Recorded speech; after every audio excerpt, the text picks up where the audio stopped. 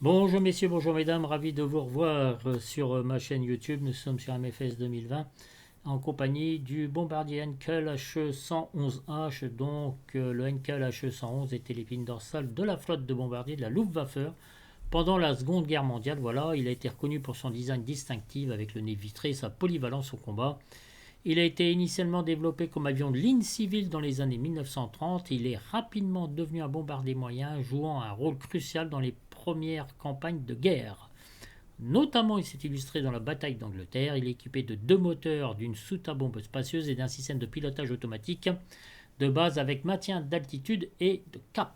Le HE-111 était capable d'effectuer des bombardements stratégiques, des frappes maritimes et des missions de transport. Bien que son armement défensif soit devenu obsolète face aux chasseurs alliés plus rapides, il est resté au service tout au long de la guerre, prouvant sa résilience et son statut d'avion de combat, donc emblématique pour l'Angleterre. Mes amis, ici là une longueur de 16,4 mètres, il a une envergure de 22,6 mètres, voilà, et une hauteur de 4 mètres quand même. Voilà. Donc là, il est présenté avec dans la version donc Golden Dark. Alors nous sommes sur l'aérodrome de Stapleford, dont le code de la CI est Echo Golf Sierra Golf, voilà, qui se situe en Angleterre. Donc c'est paradoxal de faire une vidéo avec un avion allemand en Angleterre, mais enfin bon, on s'en fout un peu.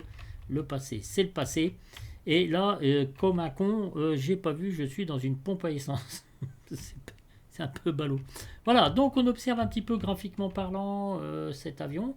Je ne sais plus si je vous l'ai dit, il est d'une valeur de 17,660 euros. Voilà. Mais il y a un pack de livret qui est vendu à part. C'est un peu abusé parce que bon, voilà, il est vendu à part tout ce pack de livrets avec des livrets assez modernes. Voilà, comme je vous disais, là, il y a donc il y a l'échelle, il y a tout ça, toute la version Golden Dark, il y a le maintien de l'avion au sol via les ficelles, etc. Bon, voilà. Tout est bien fait, même graphiquement, il est franchement très sympa. On rentrait par en dessous ici, donc pour accéder au poste de pilotage. C'est ce qu'on va faire, mes amis. Nous allons accéder au poste de pilotage. Alors là, vous voyez, il y a les protections aussi qui sont présentes quand on le met dans cette configuration-là. Voilà, il a une surface à l'air de 87,6 mètres carrés. Alors je reçois des espèces de numéros de téléphone qui viennent de je ne sais où. Voilà, vite raccrochons. Ok, donc il était occupé ici, vous voyez, comme vous le voyez ici, de mitrailleuses, ici, juste ici en dessous, et je crois peut-être ici, voilà, juste ici. Donc on peut les virer, hein, les mitrailleuses. Hein. Alors, nous allons aller à l'intérieur du cockpit, mes amis. Ce cockpit, eh ben, il est quand même très beau, il est quand même très bien réussi. J'ai regardé une vraie vidéo sur le HE-111 pour voir un petit peu comment, si c'était à peu près pareil. Bon, évidemment, il manque des choses quand même. Hein dans ce HE111, eh bien nous allons l'étudier ensemble. Alors là, il est très fragile au niveau moteur, je trouve, parce que si vous forcez un peu trop sur le moteur, il va se gripper et moi j'ai toujours mes moteurs qui tombent en rideau. Alors, arrêtez de rire, c'est pas drôle, j'ai pas du tout l'habitude de ce style d'appareil, mais nous allons le découvrir ensemble. Alors j'ai du mal avec voilà, avant j'avais pas ce système de surbrillance que je trouve complètement horrible. Mais je vais être obligé de l'utiliser parce que je ne sais pas comment il faut faire pour l'éliminer. Alors si vous avez quelque chose à me raconter là-dessus, ça m'arrangerait bien parce que je ne suis pas un fou de la surbrillance comme ça. Alors, le yoke est complètement amovible, voyez-vous, on peut le baisser, on peut le lever à notre guise. Alors vous voyez ici ce panneau à gauche. Donc ici vous avez votre altimètre, vous avez votre vario, vous avez votre compas. Ici vous pouvez régler le cap. Vous avez aussi un radar, je ne sais pas s'il fonctionne. Les mitraillettes sont ici. Là, vous avez le pilote automatique et là, vous avez l'indicateur de cap. C'est pareil, l'utilisation du pilote automatique est très très très particulière. Je ne sais pas pourquoi il se m'a piqué comme ça quand je l'utilise. Enfin bref, c'est pas le top. Alors ici, vous avez les lumières. Vous voyez, on ne voit pas ici, mais c'est les lumières des instrumentations. On voit bien quand il fait nuit. Là, l'indicateur de volée, ici, l'indicateur des landing gear. Landing gear, d'ailleurs, qui se trouve, je sais plus, à force, qui se trouve, je crois, ici. Voilà, ici, vous avez les flaps. Alors, l'indicateur de flaps, c'est juste derrière, là, comme vous voyez. Il suffit de mettre un cran pour qu'il indique 33 degrés et un autre cran pour que ça fasse les full flaps. Alors, là vous avez votre propulsion. Alors attendez, je règle le throttle. Voilà. Ok, vous avez la propulsion, les throttle, donc les gaz, la batterie ici qu'on va mettre en service, les magnétos qui sont juste ici. On peut ouvrir la fenêtre ici. Alors il n'y a pas de changement de son au niveau du son. Au niveau du son, je trouve l'intérieur pourri, mais l'extérieur n'est pas trop mal. D'accord, voilà. Ici, on a donc nos feux de nav, les feux d'atterrissage, la sonde Python et là un éventuel comment dire, éclairage du cockpit. Mes amis, ici vous avez donc vos pompes à fuel, ici un peu un système de coflaps. Vous voyez, si j'ouvre ici, et bien ça ouvre. Si je fais de l'autre côté, alors attendez, il faut que je regarde parce que tout ça semble assez long. Je reprends ma vue normale. Voilà, donc ça s'ouvre à ce niveau-là. Donc vous avez ici un système aussi hydraulique qui se trouve, je vais vous le montrer après. Voilà, attendez, je vais mettre tout ça comme ça. Donc, un système hydraulique qui est ici de secours. Là, sur le panneau latéral droit, alors attendez, est-ce que je me suis fait une vue? Ça, c'est la vue 6. La vue 3, attendez, parce que j'utilise tellement peu ce truc. Alors, la vue 9 ici, là, c'est pour fermer la soute à bombe. Ici, c'est pour les réservoirs de fuel. Et ici, vous basculez entre les réservoirs extérieurs et les réservoirs intérieurs. Vous voyez, deux petits traits blancs. Donc, on peut commencer à utiliser les différents réservoirs. De ce côté-là, mes amis. Alors, est-ce que j'ai fait un truc pour la touche 5? On peut fermer ici. Tac. Non, c'est pas ça. On peut fermer juste là. Voilà, comme ça, ça fait une petite protection. Et on peut l'ouvrir directement. Oui, je vous disais donc. Alors voilà, je retrouve un peu mes touches. Donc ici, la consommation de fuel. Vous avez de chaque réservoir, enfin chaque moteur, pardon. Vous avez le manifold pressure, les températures d'huile, les températures de moteur, très certainement. Et puis voilà, donc ça vous fait un petit résumé de votre suivi pour les moteurs. Alors moi je vous conseille, vous allez ici avoir une très forte température ici, donc il va avoisiner les 90-100 degrés, c'est ça qu'il ne faut pas endommager. Et puis on va se mettre à 2500 tours minute quand on va commencer à décoller. Après je vais réduire un petit peu, sinon j'ai peur que mes moteurs se mettent en drapeau, et notamment surtout aussi quand j'atterris. Je sais pas pourquoi, mais vous allez voir, on va bien se prendre la gueule. Qu'est-ce que je voulais vous dire d'autre? Bon, après, ici, vous avez le jump seat, n'est-ce pas? Alors, ils étaient composés, il y avait 4 personnes présentes donc dans cet avion. Alors, l'accès était vraiment pas facile. Alors, on ne voit pas ce qu'il y a derrière ici parce que ce n'est pas accessible, n'est-ce pas? Et comment dire... ici, il y avait tout un système devant aussi pour les largages de bombes, il me semble, et vous avez une personne ici qui était allongée. Voilà. Alors, au niveau, je vous dis ça comme ça parce que j'ai regardé vite fait une vidéo réelle, hein, sinon j'aurais pas pu vous raconter tout ça.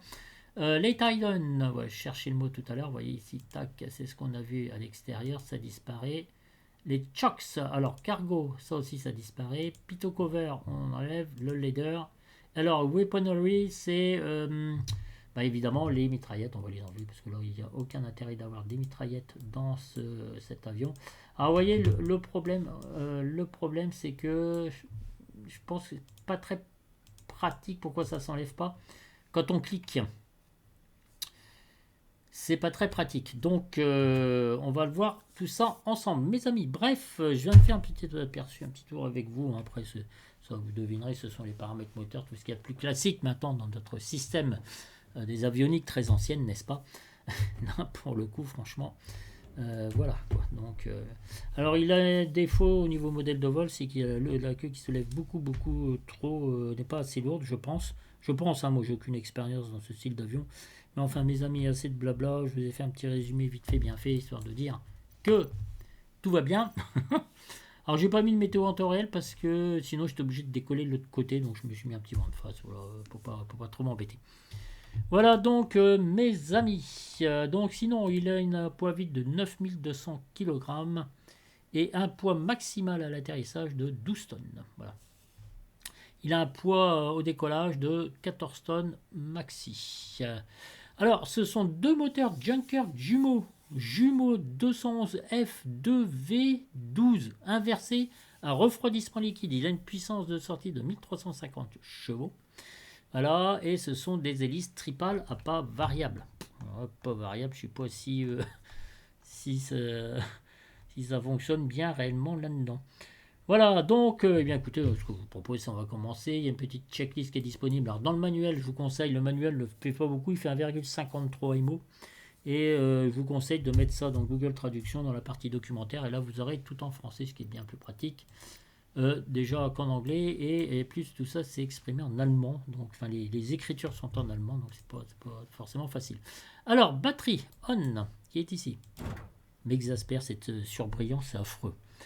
Water radiator, retract, voilà, c'est le nom que je cherchais tout à l'heure, voilà, tac, donc on les laisse comme ça. Wall radiator, donc c'est ce que je vous expliquais tout à l'heure, ils sont en position basse, ils sont rétract. Left fuel pump P1 plus 2, right P1 plus 2, vous voyez ici vous avez, alors c'est pas facile les accès, P1 plus 2 qui se trouve ici, donc on va les mettre comme ça, et on va les mettre comme ça. Alors il y a un petit son juste derrière tout ça, très léger à entendre. Peut-être j'aurais dû mettre un peu plus fort le son, mais c'est pas bien grave. Alors left magnéto, tac, on le met sur M1 plus 2, voyez-vous, voilà. Vous voyez, l'accès n'est pas forcément super, voilà. Attendez, je vais mettre tout ça à 0, voilà. Propeller, forward, yeah. Left engine start push. Alors on va mettre les freins, d'accord, mais vous pouvez aussi laisser les cales. Voilà, j'ai fait exprès, je crois, de laisser les cales. Voilà, comme ça, votre avion, vous êtes sûr qu'il ne bougera pas. Voilà. Alors, là aussi, c'est pas très pratique. Pour démarrer, vous voyez, vous êtes obligé de bien se placer. Voilà. Donc, si vous voulez démarrer, vous voyez, regardez, il a vite tendance à... Vous pouvez actionner l'autre manette. Alors, je trouve ça lourdingue, mais bon. Allez, on va démarrer, on va mettre un filet de gaz.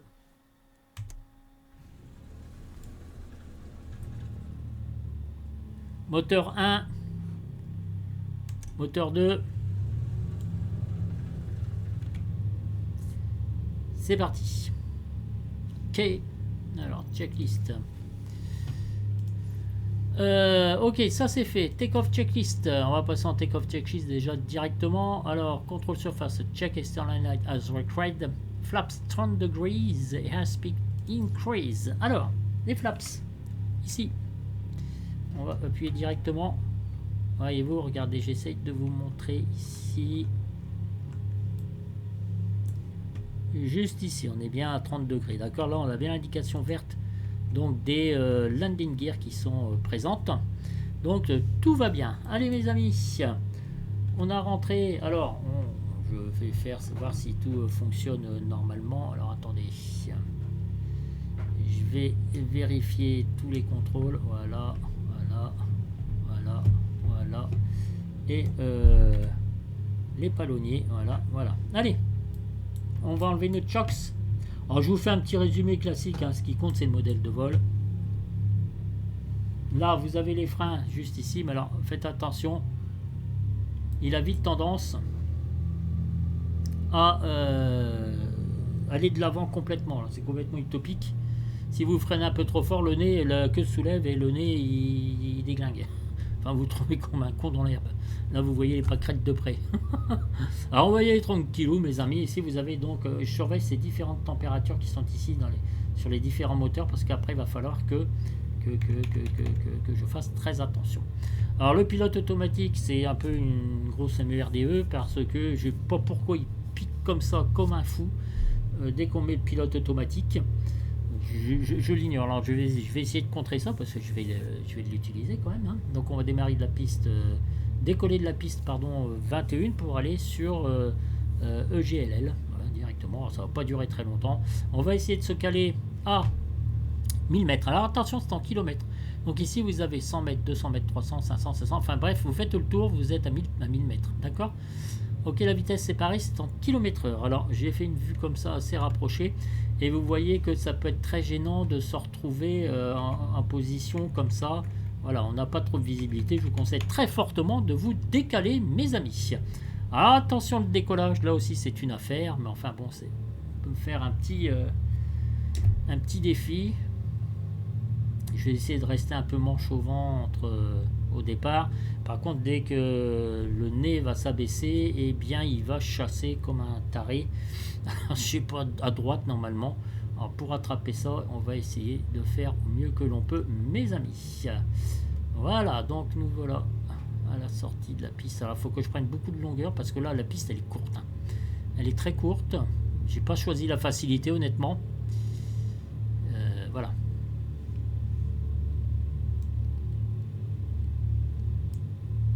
On va se mettre à 210 ici au cap. Allez, c'est parti.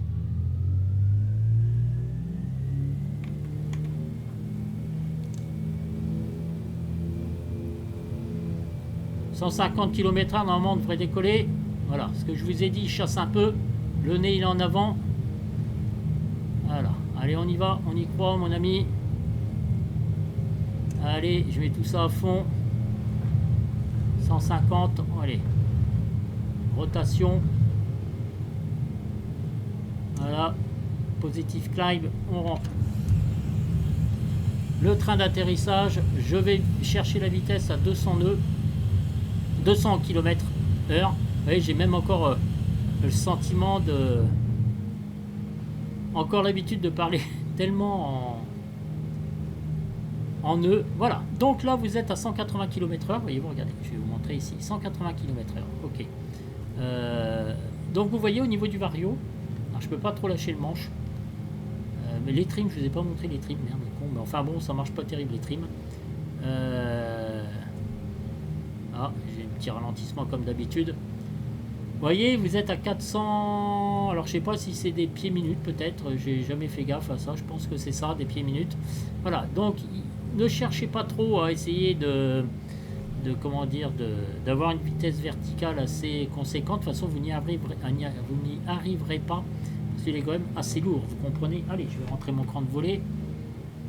Attention aux effets indésirables, voilà. Et je vais essayer de rechercher mes 200 km/h qui sont ici, voilà, pour essayer d'avoir un taux de montée qui peut être tolérable. Alors, vous voyez mes comment dire, mes températures, elles sont assez élevées. J'approche les 120 degrés, ça me plaît pas du tout parce que mes moteurs risquent de se mettre en drapeau. Alors, je vais essayer de me régler un petit peu inférieur à 2500, ouais, dans ces eaux-là, voilà. On va voir si ça va ralentir, si ça va aider un petit peu à baisser les températures.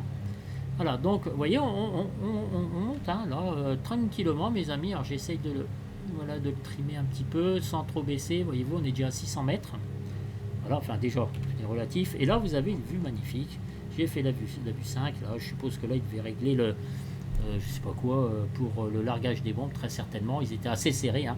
Alors, il faut savoir que l'accès du pilote... du cockpit, enfin pour entrer dans le cockpit n'était déjà pas facile, et l'accès à la cabine de pilotage, donc pour le pilote, était très inconfortable, la façon d'y arriver, mais très confortable au niveau pilotage. Voilà. Alors, vous voyez, vous avez ici donc vos palonniers qui sont juste en dessous, comme on peut le voir. Voyez-vous, regardez. Voilà. Donc c'est assez sympa. Alors ça va certainement merder au niveau du pilote automatique. Je vais essayer, pour pas qu'il se mette à piquer, de comment dire, d'actionner le yoke pour pas qu'il pique complètement. Vous allez voir, c'est assez impressionnant. Alors le but, c'est pas d'utiliser de pilote automatique là-dessus parce que le vol va être assez court. Vous voyez, il y a la ville qui est juste en face, et ce que je vous propose, on va se caler à un angle de 270, du moins si j'y arrive, parce que vous allez voir, elle n'est pas forcément facile. Allez, il faut que je monte un petit peu encore là en altitude. Et il est très... c'est du lourd, hein. Ah, c'est du lourd. Alors attendez, je vais essayer d'atteindre mes 200 km/h. Je suis à 900 mètres. Et vous voyez, au niveau de l'altimètre, le 0 va disparaître une fois qu'on sera à 1000 mètres si j'y arrive. Voilà.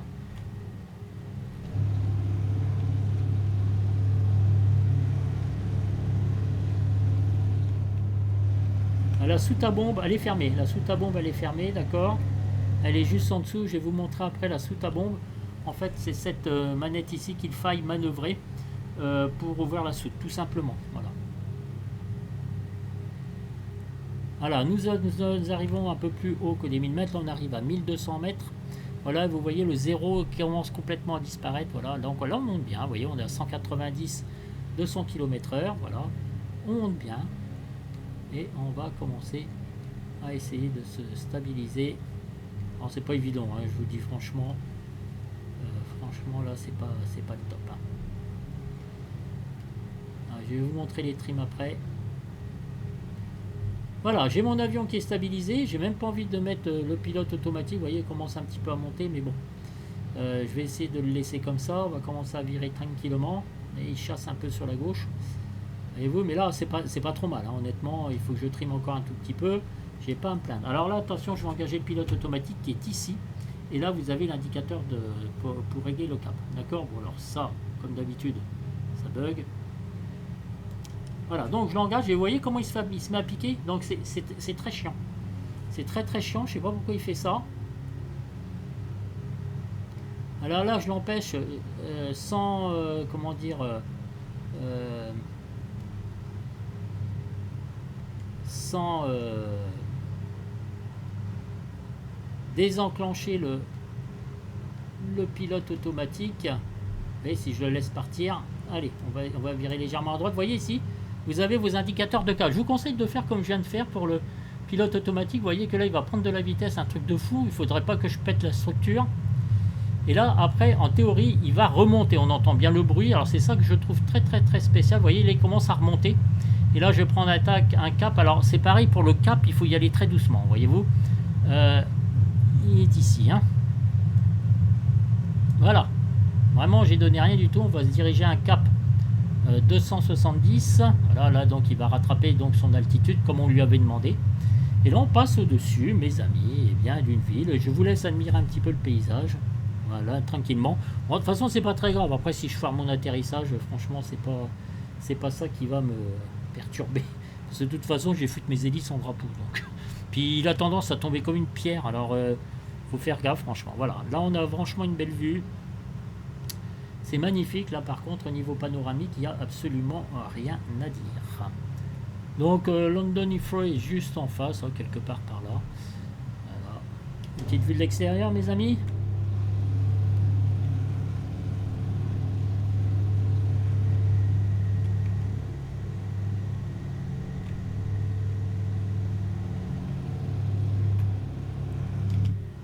Voilà, donc nous sommes réglés au niveau du pilote automatique. Alors après, on peut s'amuser comme on veut.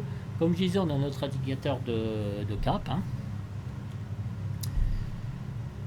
Nos landing gears, donc ils sont bien en rouge, ils sont bien rétractés. Je surveille ma température. Vous voyez, je suis redescendu à 80. Je peux baisser.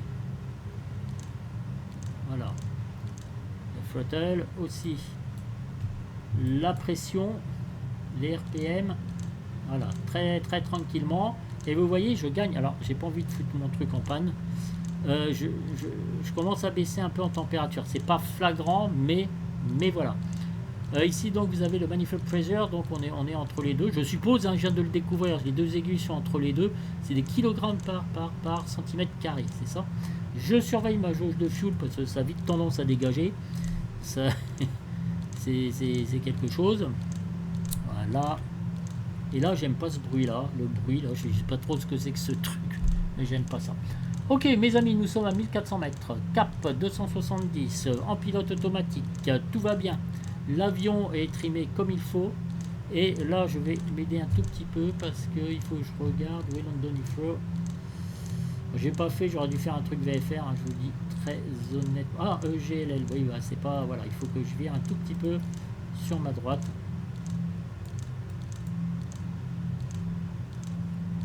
Voilà, c'est ça qui bouge tout le temps en fait. Voilà. Le bruit, voilà. J'ai juste réduit un peu les throttles. Les throttles, mes amis. Voilà, donc nous sommes pas trop mal.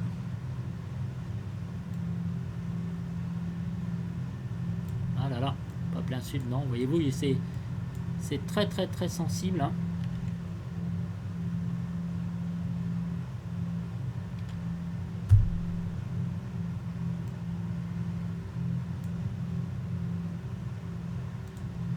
Alors regarde, faites des tout petits clics avec la souris, voyez-vous.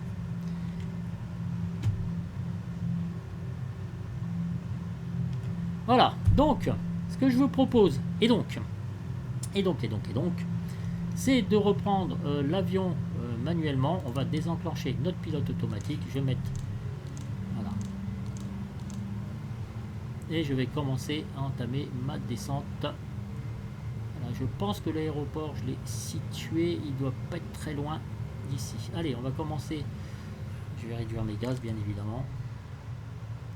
Point trop d'infos.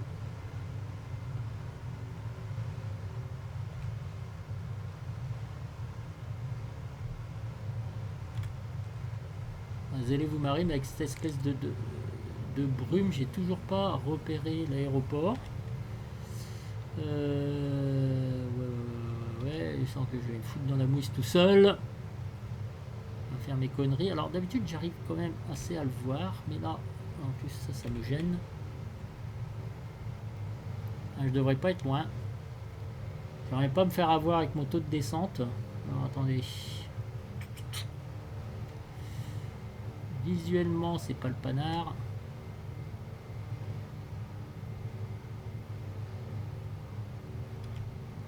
Ah, est-ce que je vois quelque chose? Oui, je vois quelque chose, mais là, il va falloir que je serre un peu. C'est marrant, j'ai du mal à visualiser. Ah, c'est là. Ok, je suis en face de la piste, je vois à peu près, elle est juste ici. Alors, c'est franchement pas facile, c'est pour régler ma descente en fait et ma vitesse. Voilà, alors, la vitesse, hein, c'est 150 000 km/h la vitesse d'approche. J'espère pas me gaufrer, je suis pas sûr. Je regarde parce que je mets par rapport à l'horizon. Ouais, ok, d'accord, je descends tranquillou. La vitesse d'approche, c'est 150 km/h. Voilà, oui, la piste est là, alors je suis quand même assez haut. Alors je vais faire gaffe parce que je prends quand même de la vitesse. Je vais pas sortir mes volets tout de suite, j'espère vous faire quand même une belle arrivée. C'est quand même le but. Vous voyez, c'est pas facile hein, au départ de repérer dans cette espèce de brume. Hein. Pourtant, il fait quand même relativement beau.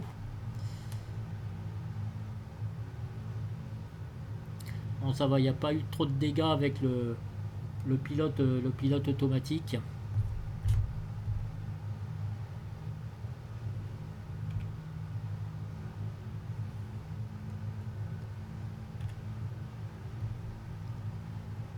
J'arrive un peu trop vite.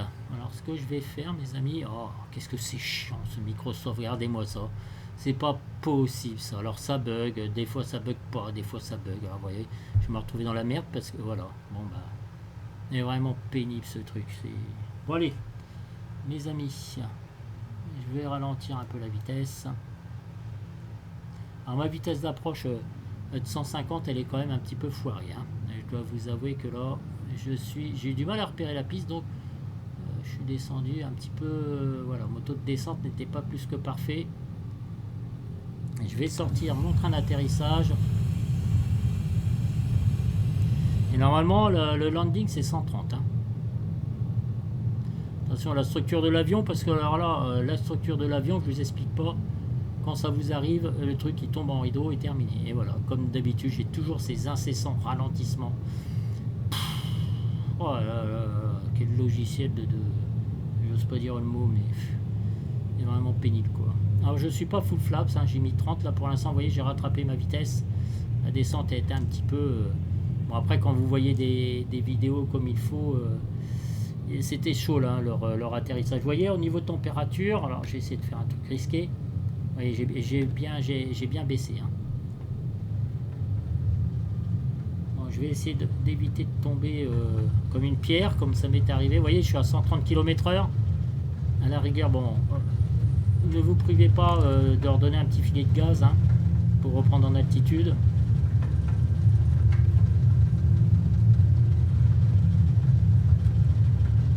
Là, je suis un peu haut.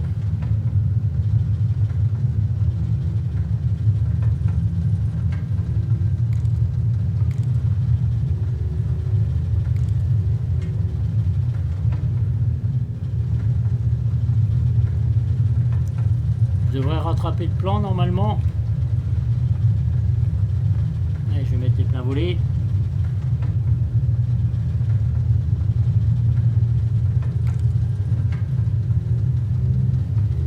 évident. Voilà, je rattrape le taux de descente, ça bouge.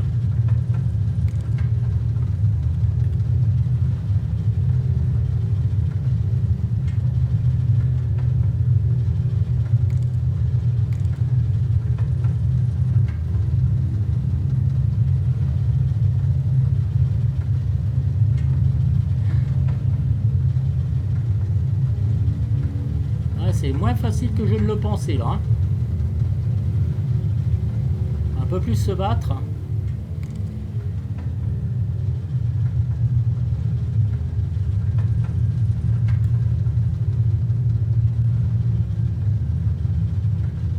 Attention à la vitesse de décrochage, hein, parce que il s'était mis à trembler un petit peu. À mon avis, je devais être à la limite. J'ai même pas regardé la vitesse de décrochage.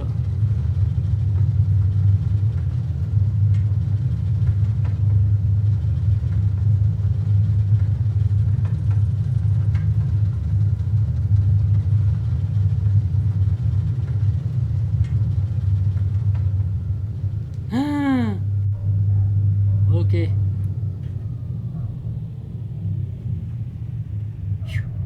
Dites donc. J'ai cru que j'allais tomber comme une merde. Voilà, on va le laisser ralentir un tout petit peu.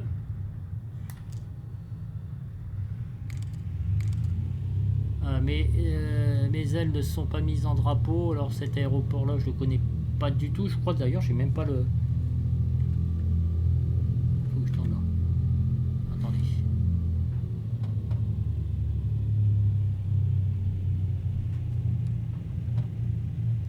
Pas trop de visibilité. Je sais pas du tout où je vais là. Attendez. Faut essayer comme ça quand même. Ça se trouve ça sera peut-être un petit peu mieux. Oui, j'ai pas London If. Ah si, c'est là-bas, non? Bon, je sais pas, je vais aller par là. Il y a des avions. J'allais me parquer d'un côté. Voilà, bon, j'ai eu quelques petits bugs.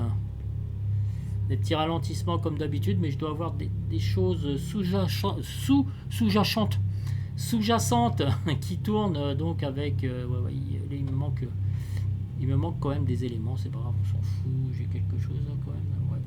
Je crois que j'ai pas chargé de scène, il me semble, sur London Heathrow.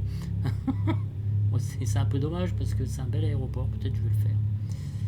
Voilà mes amis. Donc nous sommes arrivés. Je crois que j'ai pas...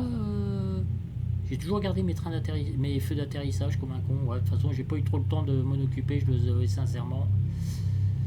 Alors... Je vais rétracter les flaps.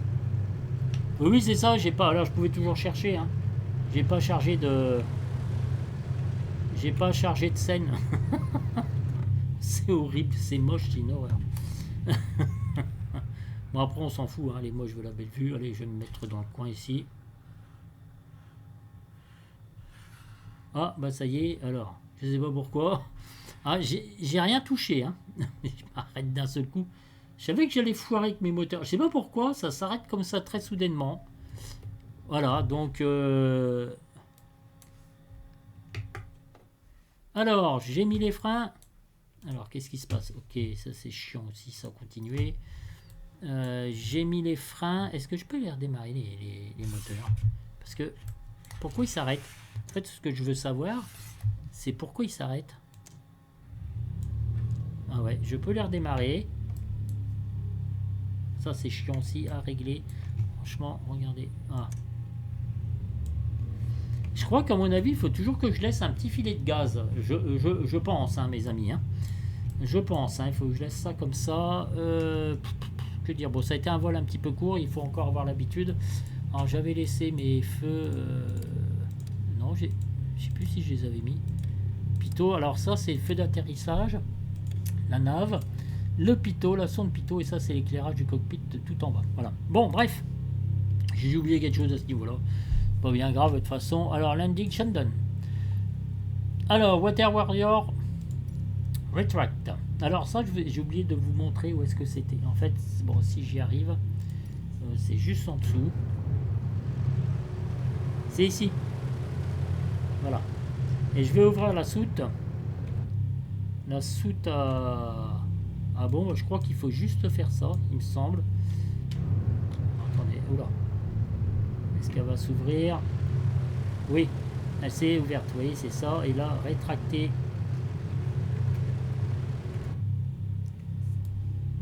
Voilà, donc ils sont rétractés. Alors je crois, ça, je sais pas trop à quoi ça sert non plus. Shutdown. Où est le radiateur? Ok, rétracté, d'accord, c'est bon. Water, radiateur, retract. Alors quand vous faites ça et ça, vous allez à l'extérieur et vous allez voir.